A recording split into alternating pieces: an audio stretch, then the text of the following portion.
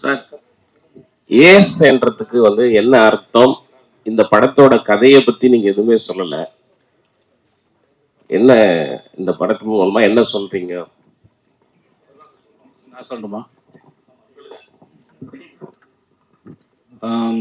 கதையின் மூலமா ஒன்றும் மெசேஜ்லாம் சொல்லல சார் இந்த படத்தில். இந்த படம் ஒரு என்டர்டைன்மெண்ட், கமர்ஷியலுங்கிறது எல்லா படமும் கமர்ஷியலுக்காக தான் பண்ணுறோம்.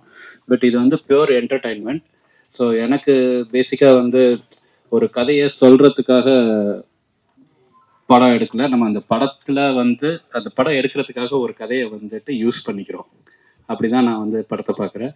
So as purely entertainment sir. நீங்கள் உள்ள கதை இருக்குது, நல்லா இருக்கும். என்ன கதை அப்படின்னு சொல்கிறேன், எந்த மெசேஜ் நான் சொல்லல சார். அது ஃபுல்லி என்டர்டைன்மெண்ட். வந்த உடனே எல்லா கைண்ட் ஆஃப் எமோஷன்ஸும் எமோஷ்னல்ஸாக இருக்கும். நல்லா கொஞ்சம் ஜாலியாக போகும். Action. It's pure entertainer sir. Vijay சேவி சார், இதுக்கு முன்னால சூப்பர் டூப்பர் ஹிட் படம் மகாராஜா பண்ணியிருக்கீங்க. கலெக்ஷனும் 100 கோடிக்கு மேல, தரம் வயசும் அவ்வளவு பெரிய இது. அந்த படத்துக்கு அப்புறம் இந்த படம் வருது, எப்படி இருக்கு? ஒரு விடுதலை பாகம் 2 வந்ததே சார். என்ன சார் நீங்க எவ்வளவு பெரிய படம் சார் அது? மன்னிச்சுக்கோங்க சார், நான் நடிச்சு நான் ரொம்ப பெருமைப்படுற படம் சார். எனக்கு ஒர்க் பண்ணதா இருக்கட்டும், விடுதலை 2 இருக்கட்டும், அதெல்லாம் என்னைக்காவது இப்போ வாழ்நாளில் கிடைக்கிற பாக்கியம் சில படங்கள். ஸோ அதனால அது எப்படி ரொம்ப நன்றி. சொல்லுங்க சார். ஓகே சார், இந்த 2 வெற்றி படத்துக்கு அப்புறம் வரக்கூடிய படம் எப்படி இருக்கு சார்? இது ஒரு நல்ல ஒரு கமர்ஷியல் என்டர்டெய்னர் சார். இந்த படம் ஜாலியாக இருக்கும், சிரிச்சுட்டே இருக்கலாம். ஆக்ஷன் இருக்கு, ரொமான்ஸ் இருக்கு. இது எல்லா நாளும் போல எல்லா நாளும் சாதாரணமாக தொடங்குறது இல்லை. சில நாள் உங்கள் மேலே ஏதாவது ஒரு சேலஞ்சை வைக்கும். அது அந்த மாதிரி ஒருத்தவங்க திடீர்னு ஒரு நாள் ஏதோ ஒரு சேலஞ்சை வச்சு அவனை திருப்பி போடுது. சில சமயம் பொறுத்து போயிடுவோம். சில சமயம் நமக்கு பொங்கி எழணும்னு தோணும். சரி, ஓகே, எவ்வளோ நாள்லாம் பொறுத்து பொங்கி எழலாம்னு தோணும். அது அந்த மாதிரி எவனோ ஒருத்தனுடைய ஒரு ரியாக்ஷன் கூட வச்சுக்கோங்களேன். அதுக்கப்புறம் நடக்கிறது தான் கதை. அது அவ்வளோதான் சார். எனக்கு ஏஸ் வரதுல ரொம்ப சந்தோஷம் sir. Thank you sir. Vijay Sethupathi sir, எப்படி இருக்கீங்க? நல்லா இருக்கீங்களா? நல்லா இருக்கு சார். நீங்கள் பேசுகிறப்போ சொன்னீங்க படத்தை ரிலேட்டட் தான் கேள்வி. எனக்கு சில பேரை பார்த்தா ரொம்ப பிடிக்கும், சில பேரை பார்த்தா ஏன்னே தெரியாது, நல்லவங்க கூட அவங்க இருக்கலாம், பிடிக்காது அப்படின்னீங்க. நிச்சயமாக நிஜத்தில் அதை சொல்ல மாட்டீங்க இங்கே யாரை பிடிக்காதுங்கிறத. ஆனால் இந்த படத்தில் உங்களுக்கு யாரை பிடிக்கல கேரக்டரா? இந்த படத்தில் உங்க கூட நடித்த கேரக்டரா யாரை பிடிக்கல? எதுக்கு இது கதை சார்? இப்போ நான் ஒரு கவிதை சொன்னேன் சார். ரூமியோ அவர்களுடைய கவிதை சொன்ன மாதிரி, அதாவது suppose if there is no villain, ஹீரோவுக்கு ஹீரோ யாருன்னு தெரியாது சார். அதனால அவரை பிடிக்கலாம் எப்படி சொல்றதுன்னா, அவினாஷியோ நம்ம ரொமான்டிக் வில்லனையோ எப்படி பிடிக்கலன்னு எப்படி சொல்றது? அதனால அவர்கள் இருக்கிறது தான் கதையை நகர்த்திட்டு போகுது. நம்ம வாழ்க்கையில அதானே சார், பிரச்சனைகள் தானே சார் வாழ்க்கையை நகர்த்துது. அதுக்கு ஸோ அதனால பிடிக்கலன்னு அப்படி யாரும் இல்லை சார். அது மாதிரி உங்க 2 பேருக்கும், டைரக்டருக்கும் உங்களுக்குமான கேள்வி இது சார். இந்த ஏஸ்ங்கிறது சீட்டாட்டத்தில் ரொம்ப முக்கியத்துவம் வாய்ந்த காடும் இதுதான், ஆனால் ஒன்றுமே இல்லாத காடும் இதுதான். படத்தில் அந்த மாதிரி கேரக்டரா நீங்கள் எடுத்திருக்கீங்க? ஆமாம் சார், ஒன்றுமே இல்லை, அந்த ஒரு ஆள் முக்கியமான ஆளாக மாறான் சார். சார் கேட்கல சார், ஒரு நிமிஷம் சார். ஆமாம் சார், அவர் பதிலாக தான் சார். ஏன்னா அவர் கதாபாத்திரம் அவர் எழுந்து தான் நான் நடிச்சிருக்கேன். அதனால சார், இந்த படத்தினுடைய கதைக்கெல்லாம் மலேசியாவில் நடக்குது. மலேசியாவில் எடுக்கணும்னு எடுத்திருக்கீங்களா, இல்லை கதையை அங்கே தான் எங்குதா? இல்லை சார், இது ஒரு ஃபாரின் கண்ட்ரியில் நடக்கணும் அப்படின்னு விஷயம். இப்போ மலேசியாவில் ஏன் நடக்குது அப்படின்னு கேட்டிங்கன்னா, மலேசியாவில் தான் நம்ம தமிழர்கள் இருக்காங்க. ஸோ ரிலேட் பண்ணுற மாதிரி இருக்கிறோம்னா, இப்போ தாய்லாண்டில் போனோம்னா அங்கே தமிழ் மக்கள் வாழ்கிற மக்கள் கிடையாது, ரொம்ப இதுவாக கிடையாது, அங்கேயே இருக்கிற மக்கள். ஸோ நம்ம தமிழ் ஆளுங்க வாழ்கிற நாடுன்னு பார்த்தீங்கன்னா மலேசியா இல்லைன்னா சிங்கப்பூர். ஸோ அந்த மாதிரியான ஒரு ஊரில் இந்த கதை நடக்கணும் அப்படின்னு சொல்லி டிசைட் பண்ணால், அதனால மலேசியா பெட்டராக இருந்ததுன்னு அதை பண்ணோம் சார். ஹீரோ ஏன் சார் இதனுடைய அடையாளத்தெல்லாம் அழைச்சிட்டு போகிறாரு? அடையாளத்தை அழிச்சிட்டு போறாரா? அதான் சார் இந்த படத்துல சொல்றோம். அடையாளத்தை அழிச்சிட்டு போல சார். இந்த பழைய அடையாளம் வேணா, நம்ம அடையாளத்தை அழிக்கல, நம்ம வேற அடையாளத்துல இருக்கலான்ட்டு இந்த ஊருக்கு வர்றாரு சார் அவரு. அந்த படத்துக்கு பப்ளு எப்படி சார் தேர்ந்தெடுத்தீங்க? ஹீரோ சொல்லி தேர்ந்தெடுத்தீங்களா, இல்லை நீங்களாவே தேர்ந்தெடுத்தீங்க? இல்ல, நானாவே தான் சார் தேர்ந்தெடுத்தேன். நன்றி.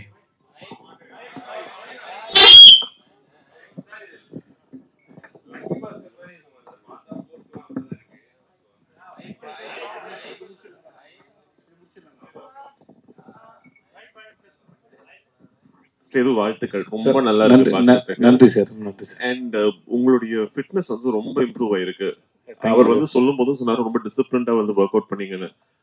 டிப்ஸ் ஷேர் பண்ணுவீங்களா ப்ளீஸ்? வெயிட் லாஸுக்கு ஃபிட்னஸுக்கு என்னென்ன பண்ணீங்க அப்படிங்கறத பத்தி கொஞ்சம் டீடைலா சொல்லுங்களேன். சார் சார் ஆக்சுவலாக ஒர்க் அவுட் பண்ணேன் சார். அப்புறம் ஆமாம் ஜிம் போனேன். ஆமாம் சார், யார் மேலே சார் சத்தியம் பண்ண? இல்ல இல்ல இல்ல சார், சொல்லுங்க. நிறைய வெயிட் லாஸ் இருக்கு, அது பார்த்த உடனே தெரிஞ்சது சார். ஆமாம் சார், ஆனாலுமே எப்படின்னா சில சாப்பாடு எனக்கு ஒத்துக்கல. அதனால வந்து அது வேணாம்னு சொல்லி தவிர்க்கிற முயற்சி பண்ணுவேன்.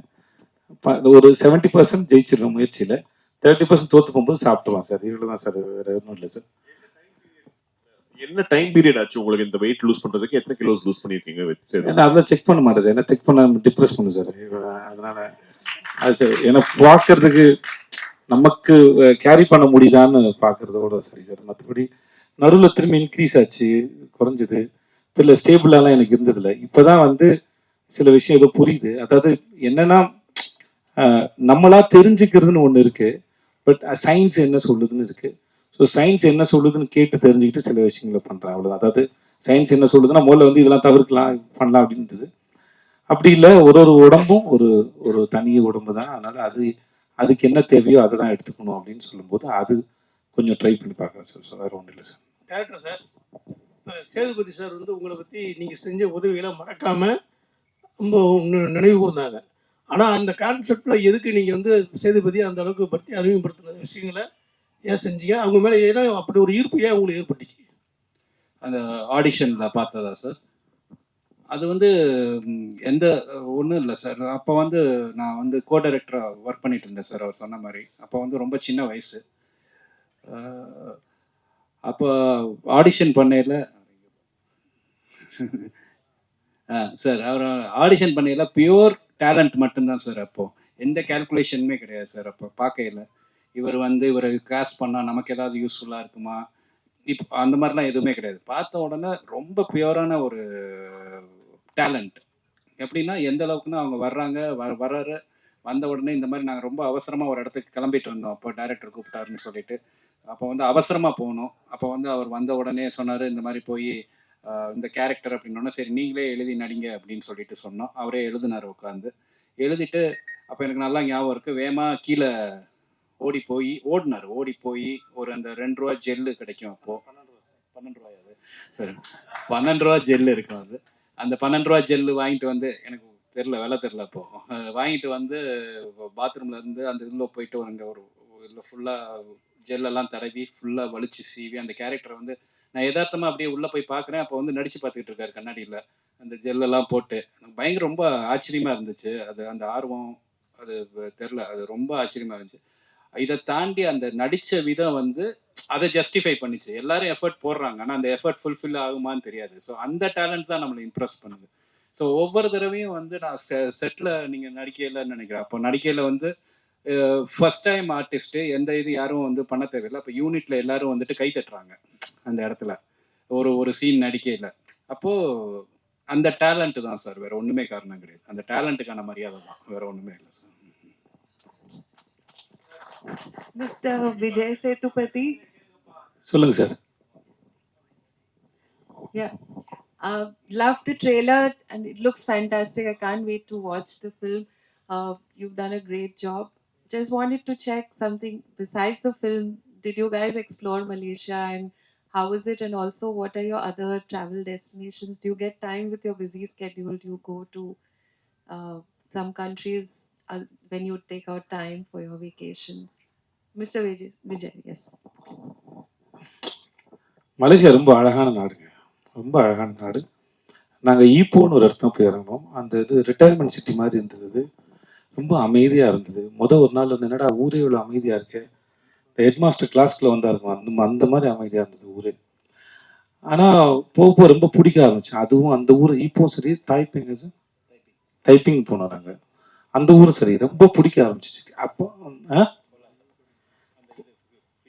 ஆமாம் கொலாசு பார்த்தாவா, ஓகே, அந்த ஊர் ரொம்ப பிடிச்சிருந்தது. அண்ட் மக்கள்லாம் ரொம்ப அன்பாக இருந்தாங்க. அப்புறம் நம்ம மனிதர்கள், நம்ம மொழி பேசக்கூடிய நம்முடைய மக்களை நிறைய பேர் பார்க்கும்போது இன்னும் வந்து ஒரு வெளிநாட்டில் இருக்க ஒரு ஃபீலே இருக்காது ஆல்மோஸ்ட். அது அவ்வளோ பிடிச்சிருந்த. அப்புறம் சைனீஸ் ஒரு மார்க்கெட்லாம் போனோம். நாங்கள் நிறைய ரோட்லலாம் ஷூட் பண்ணியிருக்கோம். யாரும் எதுவும் எந்த போஸ்டும் பண்ணதில்லை, யாரும் தொந்தரவு நினச்சதில்லை. இந்த கோலசப்பத்தா அப்படிங்கிற இதுலேருந்து அவங்க அது ஒரு சின்ன மீன் கிராமம் மாதிரி, மீனவர்களுடைய கிராமம் மாதிரி. அங்கே சைனீஸ் அவ்வளோ பேர் இருக்கிறாங்க. ஆனால் வெரி கோஆப்ரேட், ரொம்ப அன்பான மக்களாக இருந்தாங்க. இந்த படத்துக்கு நாங்கள் அப்புறம் கேலில் கொஞ்சம் ஷூட் பண்ணோம். பட் ஆனால் எனக்கு இந்த ஈப்போலையும் தைப்பேலையும் ஷூட் பண்ணது ரொம்ப பிடிச்சது. கேல் பிடிச்சிருந்தது, பட் இது ரெண்டும் ரொம்ப பிடிச்சிருந்தது எனக்கு. ஸோ மற்றபடி நான் ஜென்ரலாக அவ்வளோவா ட்ராவல் பண்ணக்கூடிய ஆள் இல்லை. ஏன்னா ஷூட்டிங் போகிறது அது ஒரு தனி அனுபவம். இப்போ நீங்கள் வேற எங்கேயாவது ஒரு இடத்துக்கு போனீங்கன்னா கூட அங்கே போயிட்டு ஒரு மணி நேரம் 2 மணி நேரம் இருந்துட்டு நீங்கள் வந்துடுவீங்க. நாங்கள் அப்படி இல்லை. ஒரு இடத்துக்கு போகிறோம். இப்போ நான் வாகமனில் ஷூட் பண்ணிருக்கேன். உள்ள ஒரு ஃபாரஸ்ட்குள்ளே ஷூட்டு வெப் சீரிஸ்க்கு. நாங்கள் க்ரூ மெம்பரோட எல்லாரோடையும் போய் இங்கே உட்காந்து ஒரு 4 டேஸ் இருக்கிற ஒரு இடத்துல ஒரு 4 நாள் இருந்து தங்கி அந்த இடத்த அனுபவிக்கிற சுகம் இருக்கு இல்லையா, அது எங்களுக்கு ரொம்ப நிறையாவே கிடைக்குது. நான் ஒரு லொக்கேஷன் போகும்போதும் அதை விட்டுட்டு வரும்போது அது எந்த ஊரோ எந்த மொழி பேசுகிறதோ இல்லை எந்த நாடோ எதுவானா இருக்கட்டும், ஆனால் அந்த இடத்துல கொஞ்ச நாள் எடுத்துகிட்டு போகும்போது எனக்கு அது மிஸ் பண்ணுற ஃபீல் கண்டிப்பாக இருக்கும். ஸோ எங்களுக்கு ஜென்ரலாக ட்ராவல் பண்ணுறத விட ஷூட்டிங் போகிற எங்களுக்கு வந்து அந்த அனுபவம் ரொம்பவே நல்லா இருக்கும்னு நான் நம்புகிறேன்.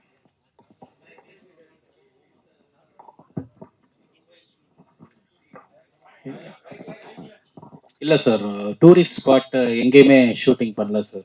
டூரிஸ்ட் அட்ராக்ஷன் ஸ்பாட் அப்படிங்கிற மாதிரி எந்த இடத்துக்குமே போகல. அங்கே லைஃபாக என்ன இருக்கோ, market, roads, Chinese places, India, little India, இந்த மாதிரியான.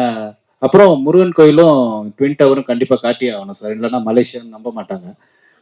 ஸோ அதனால அது 2 மட்டும் டூரிஸ்ட் அட்ராக்டிவ் பிளேஸ் மாதிரி இருக்கும். மற்றபடி அது வந்து எல்லா பிளேசஸுமே வந்து நார்மலாக அங்கே வாழ்கிற மக்கள் போகிற வர பிளேசஸ் தான் சார் ஷூட் பண்ணோம். இந்த மாதிரி டைரக்டர் சார் கேட்டேன், லக்கி பாஸ்கர் மாதிரியே தீம்லாம் இருக்கு. ஸோ அதை பேஸ்டாக எதுவும் ஸ்டோரி இருக்குமா? இல்லை சார், லக்கி பாஸ்கருக்கு இதுக்கு எந்த சம்மந்தமே கிடையாது சார். லக்கி பாஸ்கர் வந்து சரி ஒரு கான் அந்த மாதிரியான ஒரு ஆஸ்பெக்டில் பார்த்தீங்கன்னா அதில் ஒரு மாதிரி க்ளோஸ்லி ரிலேட்டடாக இருக்கும் சார். பட் தீமாக பார்த்தீங்கன்னா அதுக்கு இருக்கும் இந்த ஒன்றும் சம்மந்தம் இல்லை sir lucky Bhaskar. Heroine ma'am அதான் நீங்கள் வரப்ப தமிழே தெரியாதுன்னு வந்து டைரக்டர் சார் சொன்னார். நீங்கள் ஆனால் அவ்வளோ அழகாக தமிழ் பேசுனீங்க. படத்தில் வந்து தான் தமிழ் லேர்ன் பண்ணிக்கிட்டீங்களா இல்லை முன்னாடியே தமிழ் தெரியுமா? இல்லை படத்தை ஷூட் பண்ணும்போது I think I got a little more practice. நீங்கள் பாருங்கள், இப்போ 30% தமிழ் தான், everything else is Tanglish. But like I was saying, shoot டைமிங்கில் எல்லாரும் ரொம்ப சப்போர்ட் கொடுத்துருக்காங்க. ஏடிஸ் எல்லாரும் உட்காந்துட்டு every one has 100 different things to do. But every one, Vijay sir, ஆரு sir, every one sat with me. கொஞ்சம் சில சமயம் ஒரு நியூ லாங்குவேஜில் we don't know where to put the bosses, Mphasis எங்கே வரணும் தெரியாது. ஸோ அந்த சின்ன சின்ன விஷயத்தில் எல்லாரும் ரொம்ப சப்போர்ட் கொடுத்துருக்காங்க. ஸோ இப்போ I got 30% because of wise. Hopefully going forward maybe 50-60% one day. இல்லை ஃபர்ஸ்ட் படம் விஜய் அண்ணாவோட எப்படி ஃபீல் பண்ணீங்க, அதை பற்றி கொஞ்சம் ஷேர் பண்ணுங்கள். அப்புறம் வந்துட்டு தமிழில் வந்து அடுத்து உங்களுக்கு லைனப்பில் எவ்வளோ படம் இருக்குது? ஏன்னா நீங்கள் நிறைய பேர் சொன்னாங்க நிறையா படம் உங்களுக்கு வரிசையாக இருக்குது அப்படின்னு சொல்லி. ஸோ அதை பர்டிகுலராக கேட்குங்க.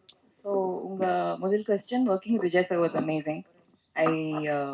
I have always admired his work and the ஒரு audience member and what we see, obviously that I have always had great admiration for. But in the shooting process I got to see a little bit of how sir approaches a character, how he uses improvisations. ஒரு லைன்ல எப்படி சொல்லணும், எப்படி அது breakup பண்ணிட்டா அது meaning கொஞ்சம் change ஆகிடும். how you can get all those smaller nuances. So as an artist it was like ஒரு மாஸ்டர் கிளாஸ் மாதிரி. ரொம்ப நல்லா இருந்தது. ஐ லேர்ன்ட் அ லாட். இப்போ தமிழ் இண்டஸ்ட்ரியில் my next film is Madrasi. Vijay sir, இந்த படத்துக்காக நீங்கள் என்ன ஹோம் ஒர்க் பண்ணீங்க? கார்ட்ஸ் ஏதாவது ரியல் லைஃப்பில் விளையாடுறீங்களா? சொல்லுங்கள். ரம்மி விளையாடுவேன். மற்றபடி அங்கே இருக்க கார்ட்ஸ் எனக்கு அது விளையாட தெரியாது. எனக்கு தெரியாது. இதில் ரம்மி டெய்லி விளையாண்டு ப்ராக்டிஸ் பண்ணி. மியூசிக் டைரக்டர் சார்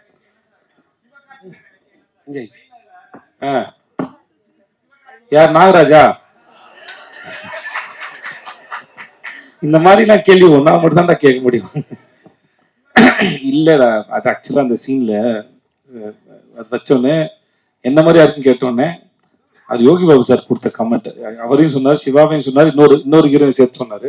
அது படத்தில் இருக்கு எனக்கு இருக்கா அப்படி சொன்னா, இல்லை இவரை மாதிரி இருக்குல்ல அவர் மாதிரி இருக்குன்னு சொன்னாப்புல. சார் 3 பேர் சொன்னாரா? 3 பேர் சொன்னார். அவரோட டைமிங் தான் இது, வேற ஒன்றும் இல்லை. ஓகே தானா?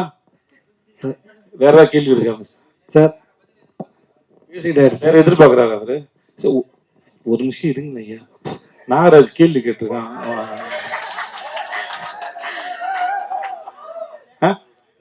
அப்புறம் யோசிச்சு வரியா? ஓகே.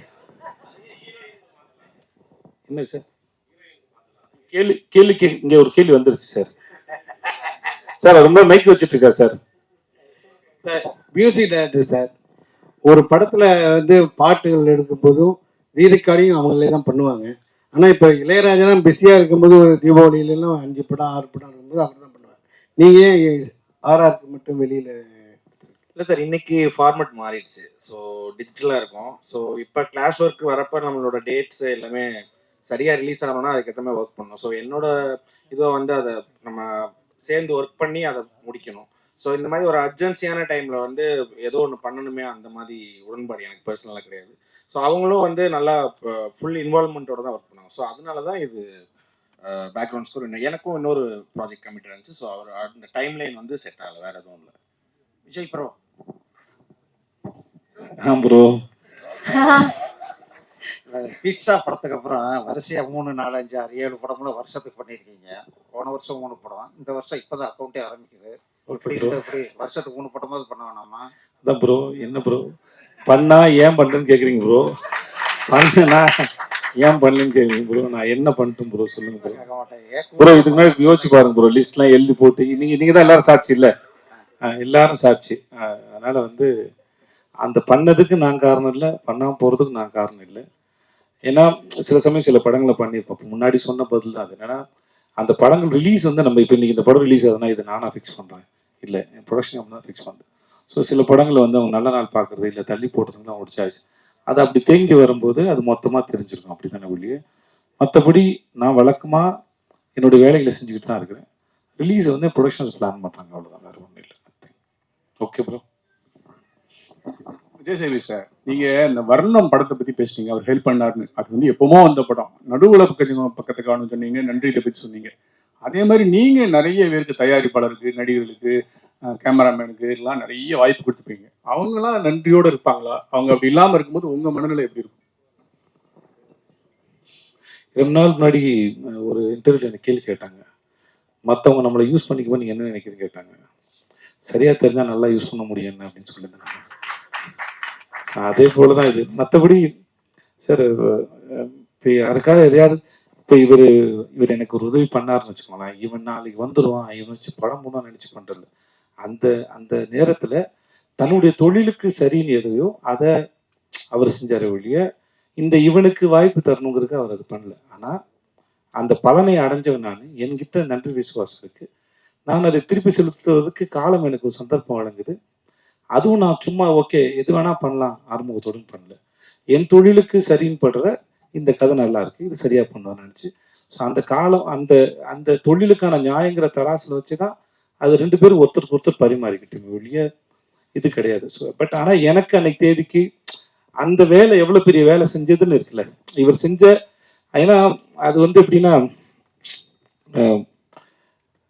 யாருடைய பார்வையாவது நம்ம மேல விழுந்துடாதா அப்படிங்கிற ஒரு ஏக்கத்தோடயே அது தெரிகிற ஒரு காலகட்டம் தான். ஓகே, அந்த மாதிரி ஒரு சந்தர்ப்பத்தில் காலம் சரியாக கணிஞ்சு வரும்போது ஒருத்தர் வந்து உங்களுக்கு வந்து ஓகே நீங்கள் இங்கே இருக்கிறீங்க, ஓகே இதுக்கப்புறம் இந்த சீட்டுக்கு நான் வந்து போங்க அப்படின்னு சொல்கிறாங்க. அந்த நிகழ்வு என் வாழ்க்கையில் இவருக்கு சாதாரணமாக இருக்கலாம். நம்மளும் இப்போ நீங்களோ நானோ இங்கே இருக்க எல்லாருமே வந்து சாதாரணமாக நடக்கும்போது நம்ம யாருக்கோ ஒருத்தருக்கு ஒரு சின்னதாக ஒரு வேலை செஞ்சுருப்போம். அது அவர்கள் வாழ்க்கையில் என்ன பண்ணிருது. மெய்யழகன் படத்தோட கதையை போல தான். அரவிந்த் சாமி சாரோட ஃபேமிலி ஒரு சைக்கிளை கொடுத்துட்டு போனதில் ஒரு குடும்பம் வந்து எவ்வளோ பெருசாக கட்டத்தை நான் வந்து போச்சுங்கிறது இல்லையா. அவங்க கொடுக்கும்போது இந்த வச்சு சைக்கிளை வச்சு வாழ்க்கையில் முன்னேறுப்பா அப்படின்னு கொடுக்கல.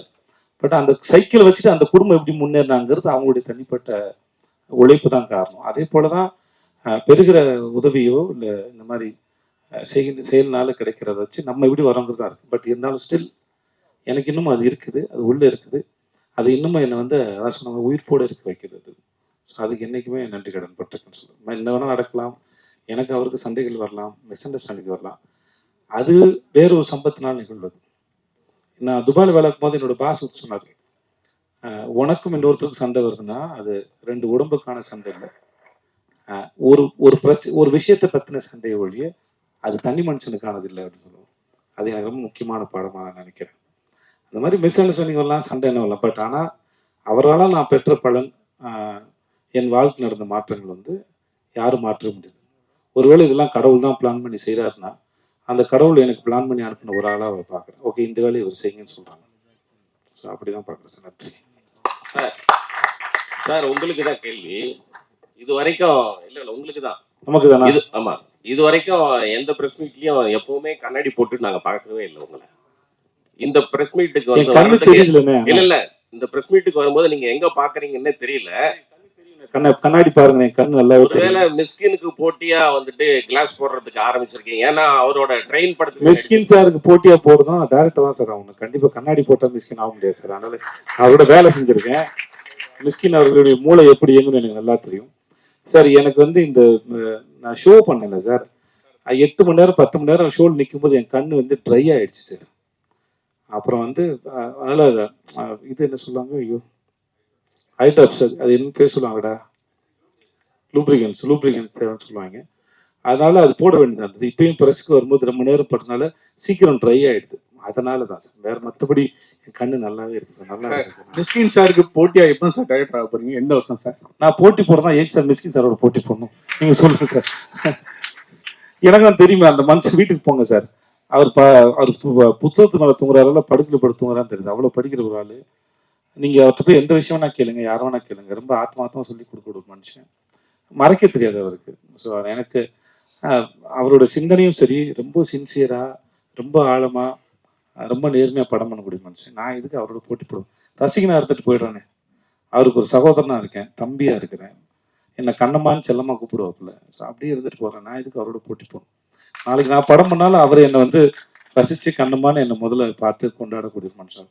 கடைசி வருஷம் ஒரு படத்தை பார்த்து அவருக்கு என்ன சார் இருக்கு, விசாரணை ஒரு படத்துக்கு அவர் ஏன் சார் இருப்பேன், சமுத்திரகனி சார் சொன்னார்ல, அவர் நிஜமாவே சினிமாவை அவ்வளோ உண்மையாக ரொம்ப நேர்மையாக நேசிக்கக்கூடிய ஒரு மனுஷன். அவர் அது பேசுறது முன்ன பொண்ணு புரிஞ்சுக்கப்படலாம் மொழியே, அவர்கிட்ட அந்த மாதிரியான எந்த விதமான யாரையும் இறக்கி பேசுறது எண்ணமே இருக்காது. ஏன்னா தன்னுடைய படம் இப்போ இங்கே வரோம், இன்னைக்கு உட்காந்து பேசணும்னா என்னென்னா, எங்களோட படம் ரிலீஸ் ஆகுது, நீங்கள் தான் எங்களோட படத்தை கொண்டு போய் மக்கள்கிட்ட கொண்டு போய் சேர்க்க முடியும், கொண்டு போய் சேர்க்க வேண்டிய வேலை இருக்குது. நாங்கள் பேசுகிறோம்.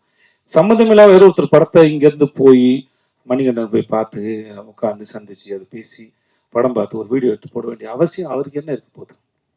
அற்புதமான மனிதர் நான் சந்திச்சதில்ல. Thank you sir. டைரக்டர் சார், ஒரு கேள்வியிலே 3 கேள்வி நான் தான். என்னன்னா, ஃபர்ஸ்ட் இந்த உங்க பாட்டு உருகுது பாட்டு ஒரு 75 லட்சத்தை தாண்டி போயிட்டு இருக்குது. அந்த மியூசிக் டைரக்டர்ல பக்கத்தில் உட்காந்து நீங்கள் வேலை, அவர் பிரமாதமான மியூசிக் டைரக்டர், அது விஜய் சேதுபதி சாரே சொன்னார். ஆனால் நீங்கள் உட்காந்து வேலை வாங்கினதுனால தான் அப்படியா படத்துலையும் வேற பாட்டு அதிகம் இல்லைன்னு சொன்னீங்க? அது ஒரு கேள்வி. அடுத்தது, ஒரு படத்தில் வில்லன் நல்லா இருந்தால் தான் ஹீரோ டெப்தா காமிக்க முடியும். அதனாலதான் அவினாஷும் பப்ளுவும் தேடி பிடிச்சி போட்டிருக்கீங்களா? அது ஒரு கேள்வி. இது எல்லாத்துக்கும் மேல 10 அசிஸ்டன்ட்டை மேடல் நிறுத்துனீங்க. இப்பெல்லாம் 4 அசிஸ்டன்ட் வச்சிருந்தாலே 2 லேடி அசிஸ்டன்ட் வச்சுக்கிறாங்க நம்ம டைரக்டருங்க. நீங்க ஏன் பெண்களுக்கு முக்கியத்துவம் கொடுக்கலையா? நீங்க தான் ப்ரொடியூசரும் கூட. 3 கேள்விக்கும் பதில் சொல்லுங்க. நன்றி சார். மியூசிக் டைரக்டர் வந்து இந்த பாட்டு வந்து ஒரு 4 எத்தனை பாட்டு போட்டோம் இதுக்கு? நிறைய பாட்டு போட்டோம் சார். இது எப்படின்னா, இந்த பாட்டு உருகுது பாட்டு வந்து ஃபர்ஸ்ட் போடவே இல்லை சார். ஒரு பாட்டு போட்டு எடுத்துகிட்டு போய் மலேசியாவில் வந்து அந்த பாட்டுக்கு ஷூட் பண்ணோம் சார். அந்த மாண்டாஜ் சாங் தான் ஃபுல்லாக. அந்த பாட்டு போட்டுக்கிட்டு இருக்கையில் இன்னொரு பாட்டு கையில் இருந்தது சார். அப்போ அவங்க டான்ஸ் கொரியோகிராஃபர் வந்து லீலாவத்தின்னு அவங்க வந்திருந்தாங்க. அவங்களுக்கே கன்ஃபியூஷனாக இருக்கும் நமக்கு எந்த பாட்டு போட்டோங்க. அதுக்கப்புறம் அந்த மாண்டாஜை எடுத்துகிட்டு வந்து இங்கே போட்டு காட்டி அதுக்கப்புறம் கம்போஸ் பண்ணி அதை இது எழுதின சாங் தான் சார் உருகுது. ஸோ அது அவர் பண்ணது தான். ஆனால் நான் கொஞ்சம் ஸோ இந்த மாதிரி தான் அதோட ப்ராசஸ். ஸோ அது ஒன்று. ரெண்டாவது என்ன சார் சொன்னீங்க?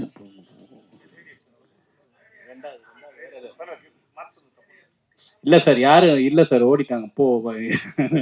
நான் கொஞ்சம் டார்ச்சர் பண்ணுறேன்னு சொல்லிட்டு பசங்கள்லாம் கொஞ்சம் தாங்குறாங்க சார். அது அவங்க ஒரு 2-3 பேர் இருந்தாங்க. அதுக்கப்புறம் அவங்க ரொம்ப நான் ரொம்ப வேலை வாங்குறேன், ரொம்ப இது பண்ணுறேன்னு சொல்லிட்டு போயிட்டாங்க சார். படம் தான் வேற எது சார்.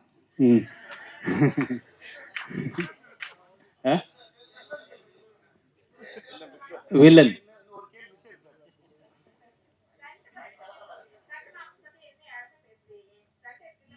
ஆமாம், அதான் நீங்கள் தப்பு தான் வேணும். இதில் ஸ்டண்ட் மாஸ்டர் வந்து ஒரு மாஸ்டர் வந்து மலேசியா டீம் வந்து ரிக்கி மாஸ்டர்னு சொல்லிட்டு அவங்க வந்து மலேசியன் டீமு. இன்னொரு மாஸ்டர் வந்து ஜேம்ஸ்ன்னு சொல்லி அவங்க ஒரு சைனீஸ் ஸ்டண்ட் மாஸ்டர். இன்னொன்று வந்து தினேஷ் சுப்ராயன், அவர் தான் ஃபைனல் கிளைமேக்ஸ் ஃபைட் பண்ணார். நான் உண்மையிலே சொல்லியிருந்துருக்கேன், ரொம்ப மை பேட், என்னோட தப்பு தான். ஏன்னா அந்த ஃபைட் வந்து தினேஷ் பண்ண ஃபைட் வந்து ரொம்ப எக்ஸ்ட்ராடினரி கொரியோகிராஃபி. இன்னொன்று வந்து டான் அசோக் மாஸ்டர் ஒரு ஃபைட் பண்ணார். ஸோ அதான் தப்பு தான். ஆனால் அந்த இப்ப சொல்லிட்டாங்கன்னு நினைக்கிறேன் ma'am. Thank you so much. And மீண்டும் பிரஸ் அண்ட் மீடியா நண்பர்கள் எல்லாருக்குமே ஒரு பெரிய நன்றி. காஸ்ட் அண்ட் குரூக்கு ஒரு பெரிய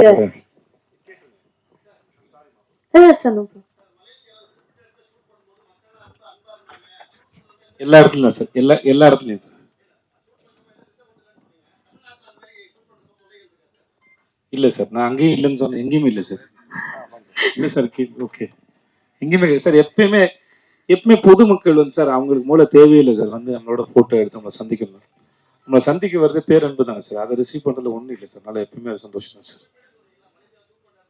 ஏன்னா இல்லை சார், மலேசியாலன்னு சொன்னால் மலேசியாவில் பண்ண படத்தை பற்றி பேசிட்டு இருக்கோம் சார். நல்லா சொல்கிறேன் சார், வேற ஒன்று. ஏன்னா மலேசியா பற்றி அவங்க கேட்டாங்க சார், அதனால் அதை பற்றி சொன்னேன் சார்.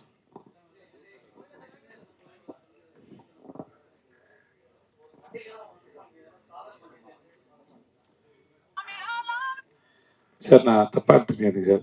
நான் சாதனை ஒரு விஷயத்தை நம்புறதில்லை சார். அது வாட்டுக்கு அது குழப்பம் இல்லை, அப்படிலாம் ஒன்றும் இல்லை சார். எல்லாமே அவ்வளோ எனக்கு அது சுலபமாக இருந்ததில்லை சார். நான் போய் புரிஞ்சுக்கிட்டு அந்த வேலையை செய்யறது. இப்போ சார் டைரக்டர் சொன்னார் இல்லையா, போயிட்டு அப்போ யோகி பாபோட சேர்ந்தோ இல்லை ஒரு சீனையோ எல்லா இடத்துலையுமே சரி, அந்த சீனை புரிஞ்சுட்டு அதை பெர்ஃபார்ம் பண்ணும்போது சார், அப்போது நாங்கள் சரியாக தான் பண்ணியிருக்கோன்னு நாங்களே முடிவு பண்ண முடியாது சார். அது சாய்ஸ் அவங்களோடது, யார் இயக்குனரோ அவங்களோட சாய்ஸ். இப்போ நல்லா இருக்குன்னு நம்ம நினைக்கிறோம்னு வச்சுக்கோங்களேன், டைரக்டர் ஒன் மோர் சொன்னால் பேசாமல் போய் ஒன் மோர் பண்ணுறது தான் என் வேலை. புரியுங்களா? அப்போ நான் என்னுடைய வேலையை நானே ஜட்ஜ் பண்ண முடியாது, நானே தீர்மானிக்க முடியாது. நல்லா இருக்குது இதை வச்சுக்கோங்கன்னு கூட சொல்ல முடியாது. அதனால் நான் எப்படி நம்புறது, நான் எதையாவது சிறப்பாக பண்ணிட்டேன். ஸோ அது என்கிட்ட இல்லை. அப்புறம் இவர் சூஸ் பண்ணி ஒரு விஷயம் ஓகே சொல்கிறாங்க, என்னுடைய இயக்குனர் யார் வேணா இருக்கட்டும், அதுக்கப்புறம் அது நீங்களும் மக்களோ பார்த்து தான் நல்லா இருக்குன்னு சர்டிஃபிகேட் தரீங்க. அப்போ உங்கள்கிட்ட வந்து சேர்ற வரைக்குமே வந்து நம்ம சரியாக தான் பண்ணியிருக்குமோ தெரியாத போது நாங்கள் எப்படி முடிவு எடுக்கிறது சாதனை. ஸோ அதனால எனக்கு அது அப்படி ஒன்றும் தெரியல. சாரி. Okay, thank you sir. அதை வந்து அதை எப்படி நீங்க முடிவு பண்ணணும், அதே மாதிரி மக்கள் முடிவு பண்ணிட்டு நான் என்ன பண்ணுங்கிறத நானே சொல்லிக்கிறது செல்ஃப் டெபாசிட் வாங்க சார். அது தேங்க்யூ சார். நன்றி. வந்துட்டு உங்க அத்தனை பேருக்கு ரொம்ப ரொம்ப நன்றி. Thank you so much. தேங்க்யூ.